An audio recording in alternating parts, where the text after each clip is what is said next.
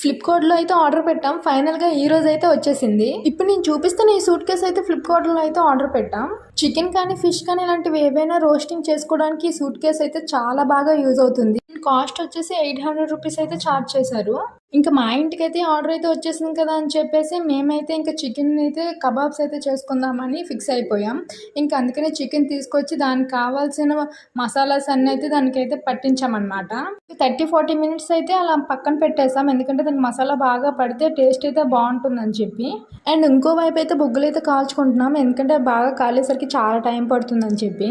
ఇంకా chicken kebabs కోసం అయితే 5 స్టిక్స్ అయితే ఇచ్చారు. ఇంకా ఒక్కొక్క స్టిక్కి అయితే ఒక్కొక్క పీసెస్ అయితే పెట్టుకున్నాం. ఒక స్టిక్ మొత్తం అయితే లివర్ అయితే పెట్టాం. అండ్ ఇంకో స్టిక్కి అయితే బోన్లెస్ చికెన్ అయితే పెట్టుకున్నాం అనమాట. పొగ ఎక్కువ వచ్చేస్తుంది అనుకుని టేస్ట్ అయితే పోతుందేమో అనుకున్నాం. టేస్ట్ అయితే చాలా అంటే చాలా బాగా వచ్చింది. ఇంకా బయట తినే చికెన్ కబాబ్స్ కన్నా ఇలా ఇంట్లో ప్రిపేర్ చేసుకుని తింటే చాలా అంటే చాలా బాగుంది. ఇంకా మనీ కూడా అంతగా వేస్ట్ అవ్వదు.